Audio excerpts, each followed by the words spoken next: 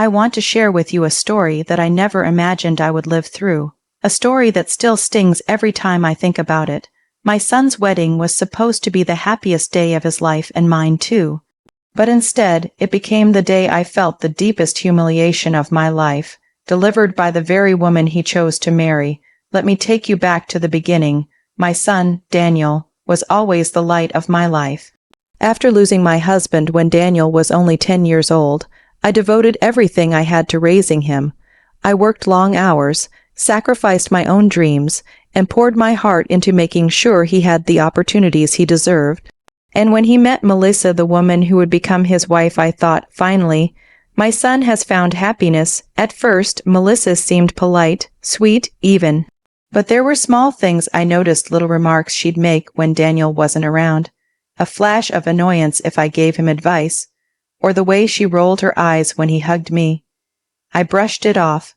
I told myself, she's young. Maybe she just needs time to get used to me. As the wedding approached, I tried to be helpful. I offered to assist with the planning, the catering, even paying for a portion of the reception.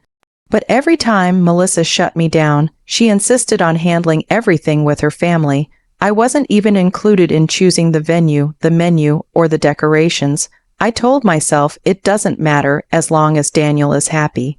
Still, I felt like a guest at my own son's wedding before it even happened. The big day arrived. I wore a soft blue dress, the one Daniel said brought out my eyes. As I walked into the grand reception hall, I tried to ignore the sting of realizing Melissa's family seemed to be everywhere, handling guests, arranging tables, greeting people warmly. I felt like an outsider in a place where I should have felt at home. The ceremony itself was beautiful. My son looked radiant with joy, and as he said his vows, I couldn't stop the tears from streaming down my face. I thought, this is worth it. Every sacrifice, every sleepless night, every lonely moment. It was worth it to see him this happy. But then came the reception, and that was when everything changed. We all gathered around the long, elegant tables. The food was lavish. Roasted chicken, tender beef, buttery rolls, and Melissa's favorite, a huge serving bowl of creamy mashed potatoes, steaming hot and drizzled with gravy. I was seated near the front, but not beside my son. Instead, Melissa's family filled the closest seats.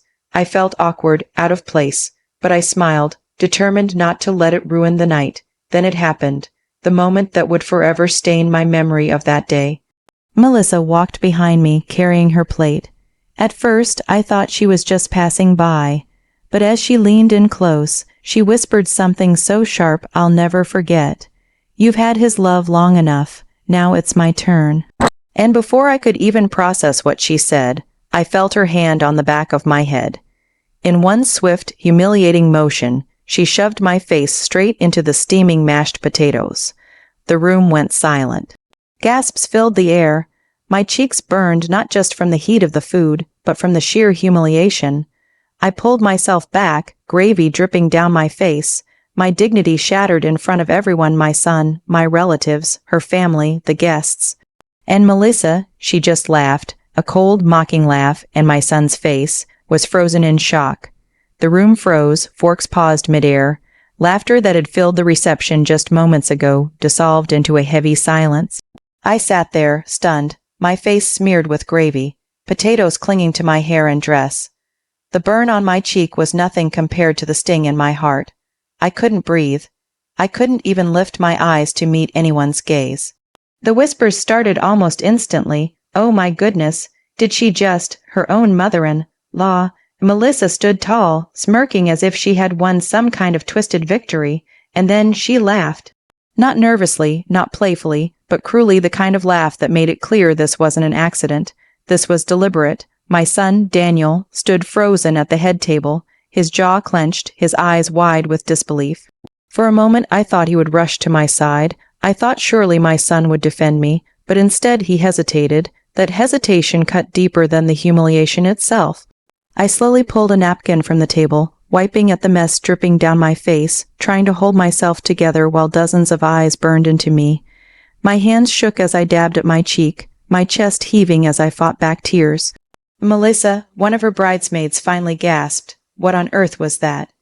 Melissa just shrugged, flipping her hair back. It was just a joke. Can't anyone here take a little fun? A joke. That's what she called it. But the tone in her voice, it was venom, it wasn't a joke. It was her way of putting me in my place, her way of telling me that I didn't belong. I forced myself to look at my son, Daniel. My voice trembled, but it carried across the room. Are you really going to stand there and let this happen? He opened his mouth, but no words came. He glanced at Melissa, then back at me. And in that moment, I saw the war in his eyes. He was torn between the mother who had raised him and the wife he had just vowed to cherish. I'm sure she didn't mean it. He stammered, his voice uncertain. Didn't mean it. The room buzzed with disbelief. Even Melissa's own cousins looked shocked. People shook their heads, some whispering in disgust.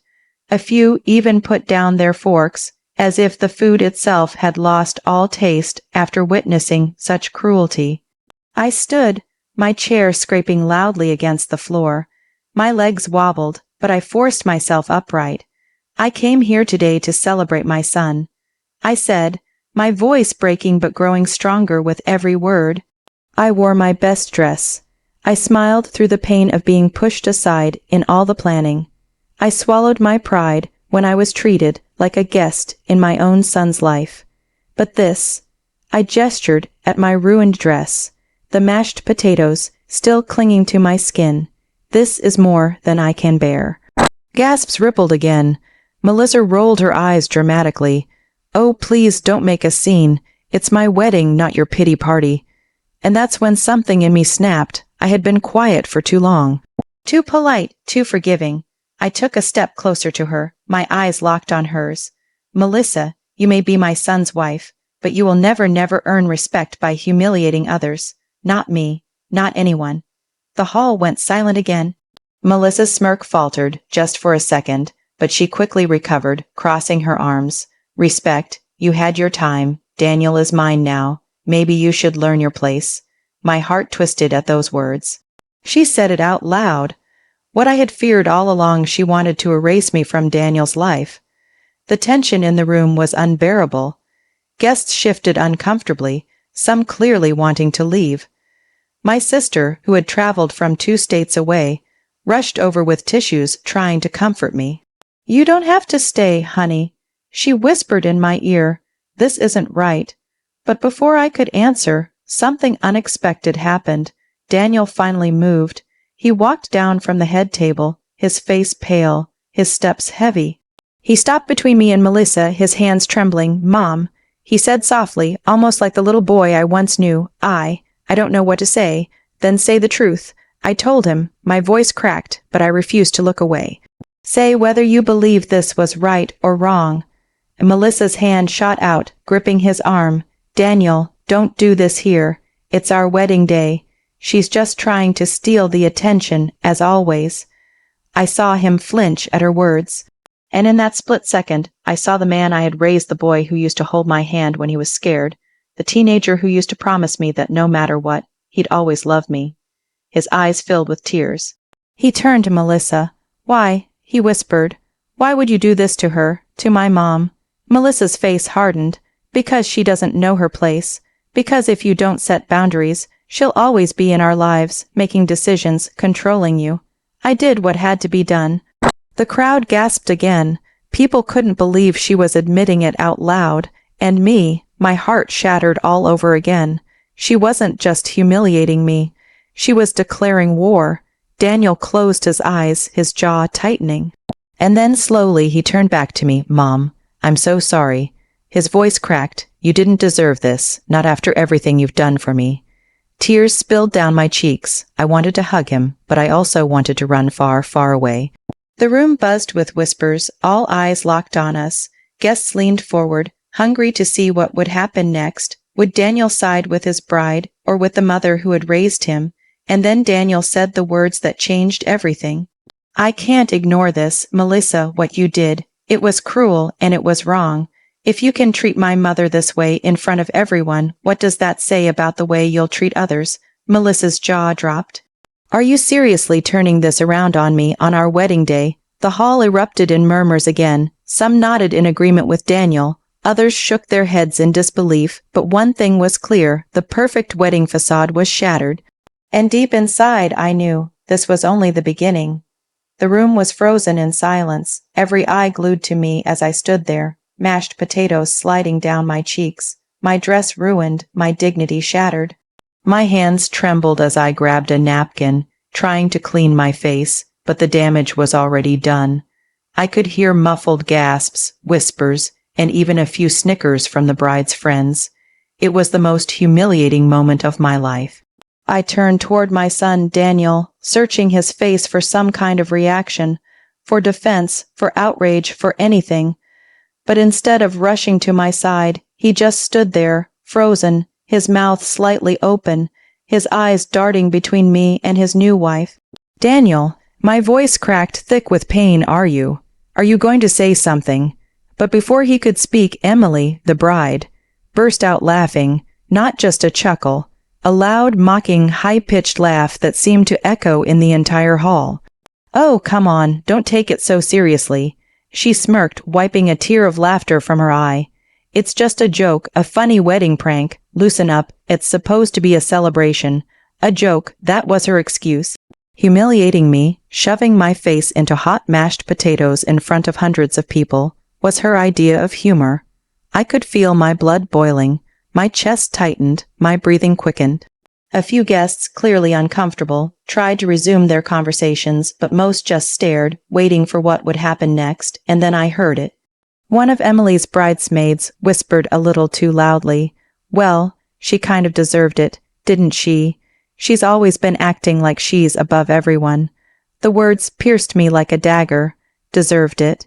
For what? For being a mother who raised her son with love, for showing up to celebrate his wedding.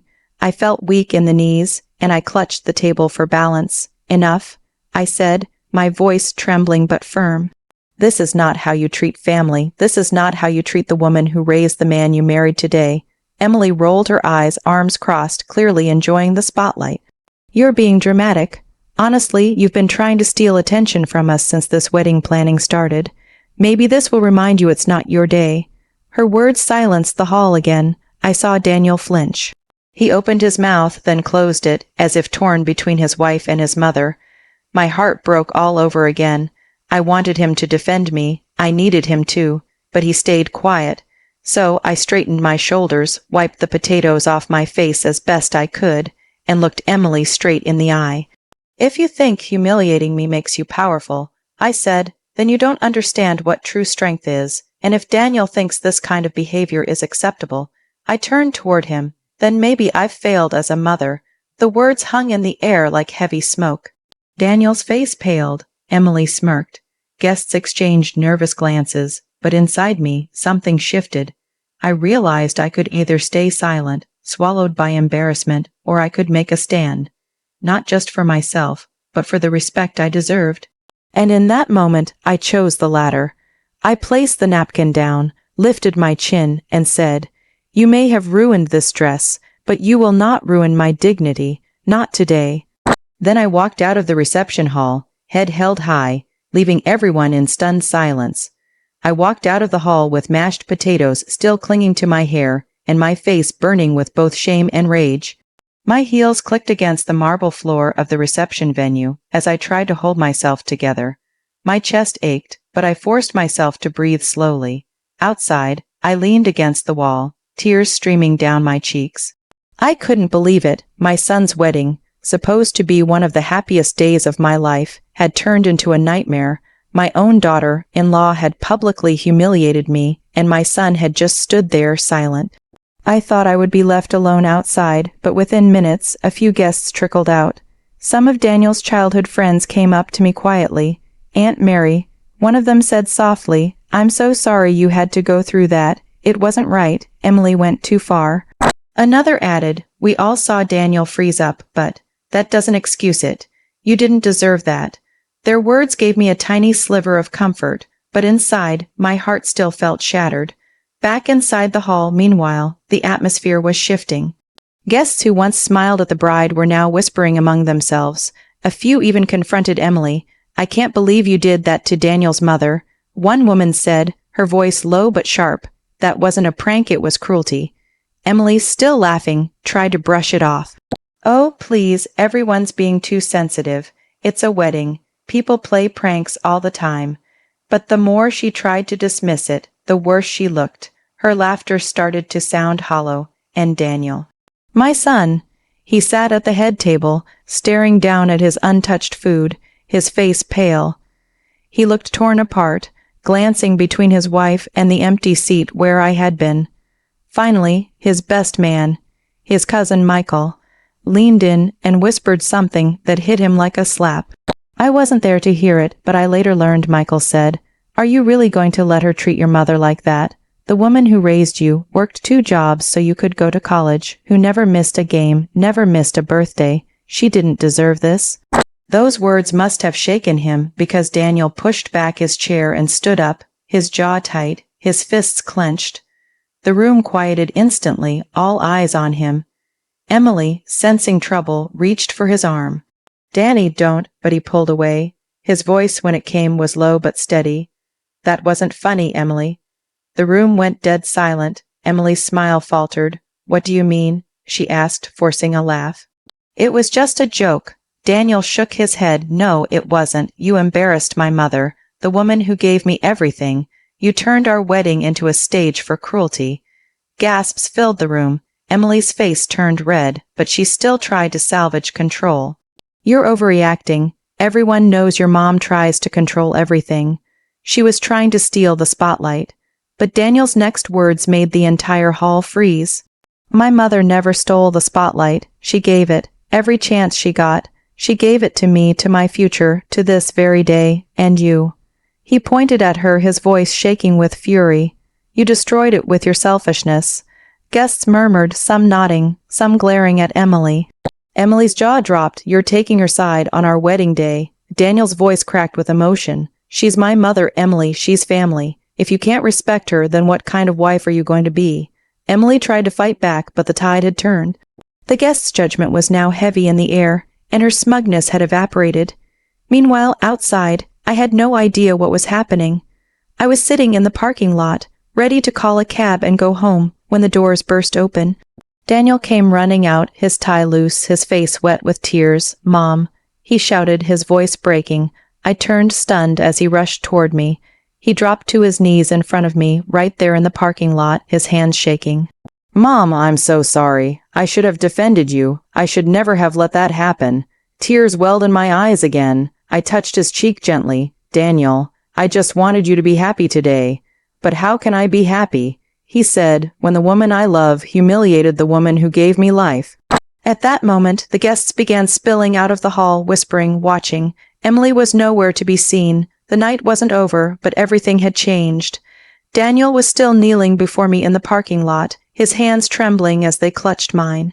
The weight of the moment pressed down on both of us. His wedding day, supposed to be a celebration, had become the stage for the ugliest truth of all.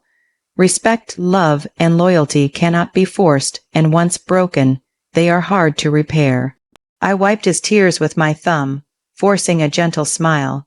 "Daniel," I whispered, "you don't need to apologize for your wife's behavior. You just need to decide what kind of man you're going to be moving forward." He nodded, swallowing hard. Guests gathered behind us at a respectful distance, watching quietly. The laughter and music that once filled the hall had stopped. Even the band had gone silent. Then Emily stormed out of the building, her gown sweeping the ground like a queen ready for battle. Her face was twisted with indignation. "There you are," she snapped at Daniel. "Why are you on your knees in front of her? Do you know how embarrassing this looks?" Daniel stood up slowly, his shoulders squared, his jaw tight.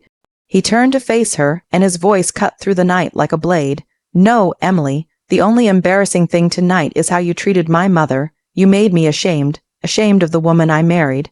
Emily's face drained of color.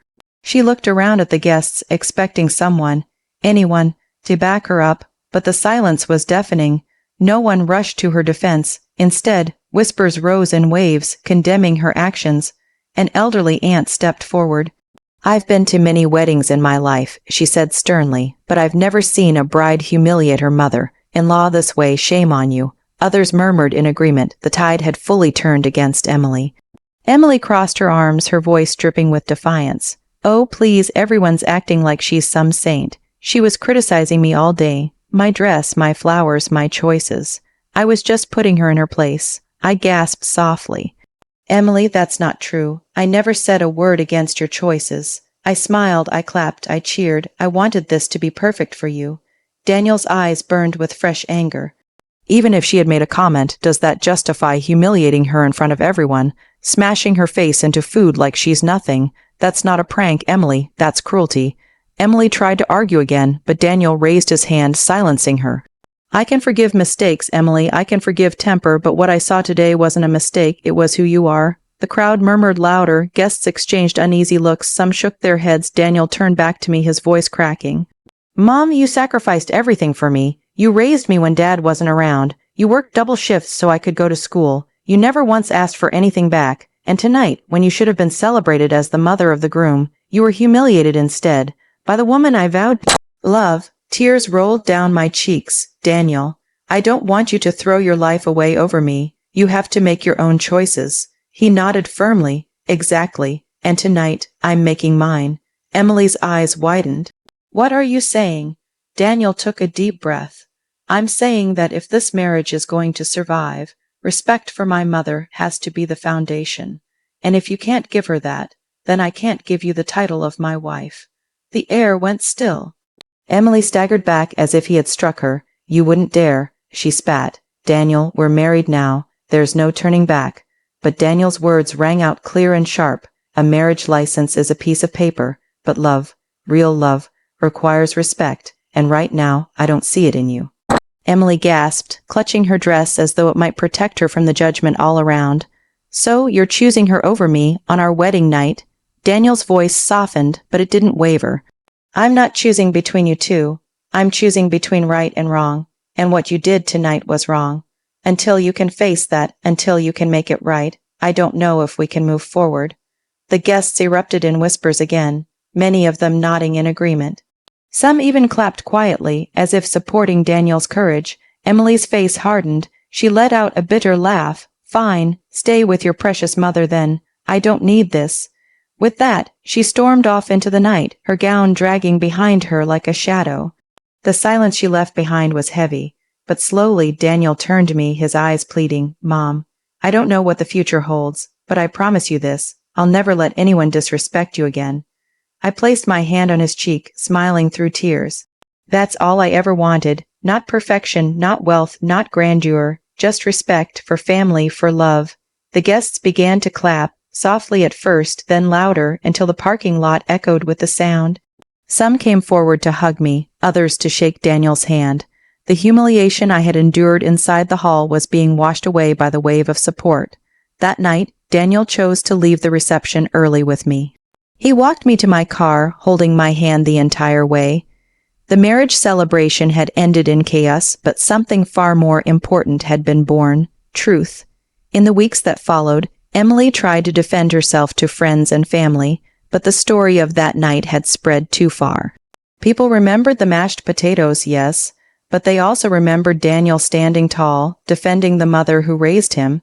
As for Emily, time would tell if she could change. Respect cannot be demanded, it has to be earned. And as for me, I learned that sometimes life gives you bitter moments to remind you of the sweetness you still hold in your heart. I left that wedding not as a broken woman, but as a mother whose son had finally understood the depth of her love. And that, in the end, was worth everything.